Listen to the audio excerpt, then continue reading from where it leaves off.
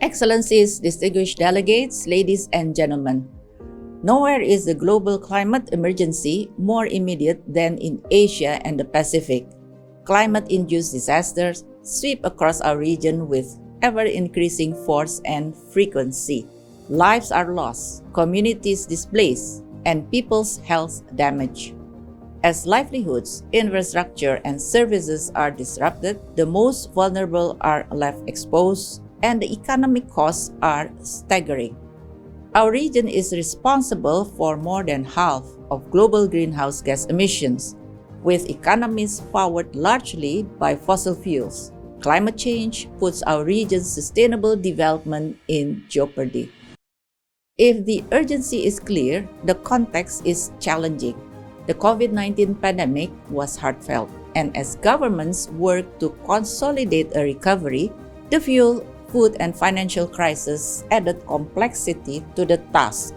Yet, the existential threat posed by climate change means we must step up climate action in Asia and the Pacific now.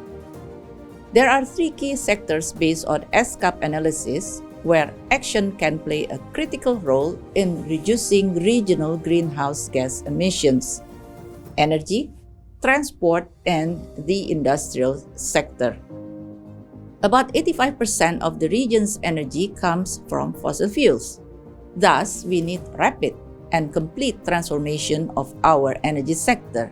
This requires the restructuring of national energy systems, new technical capacities, investment in supply and grid infrastructure to make renewable energy more affordable and accessible. Leapfrogging in the use of renewables needs countries to work together on transborder green power connections. During this transition period, we must meet growing energy demands with double and triple energy efficiency. The transport sector accounts for over a quarter of total greenhouse gas emission in the Asia-Pacific region. However, ironically, we face the highest level of motorization in the coming decades in the world. This will lead to a rapid increase in CO2 emissions if we do not strongly push for low-carbon transport solution. To make the transport sector support net zero goals, CO2 emissions need to drop by at least 3% annually.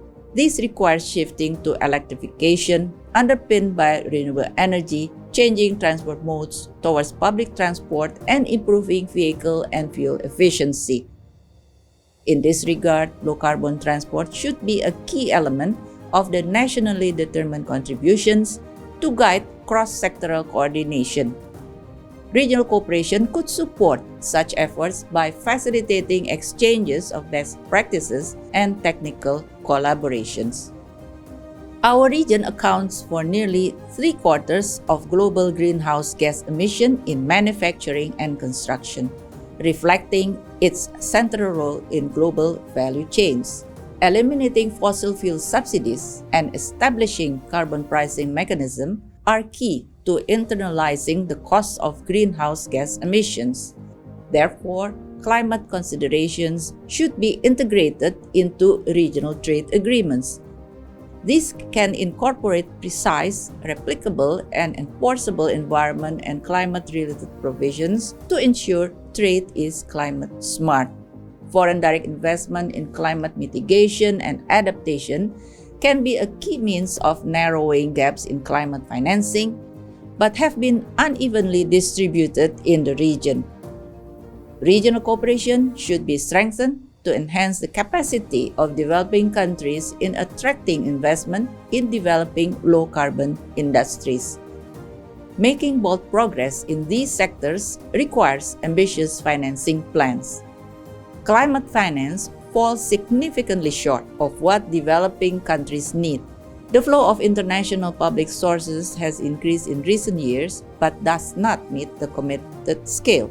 The issuance of green, social, and sustainability bonds is rapidly growing, reaching $210 billion in 2021 but was dominated by developed and only a few developing countries. Scaling up climate finance requires transforming climate finance policies and making national policies coherent across sectors to support environmental standards, incentivize the energy transition, and encourage the adoption of green technology. National public and private finance also need reasons to support the research and development of new green technologies and de-risk their uptake. Excellencies, distinguished delegates, the case for urgent climate action is overwhelming. Together, we can win the race to net zero. If we can achieve this monumental task, then we will have secured a brighter future for Asia and the Pacific. Thank you very much.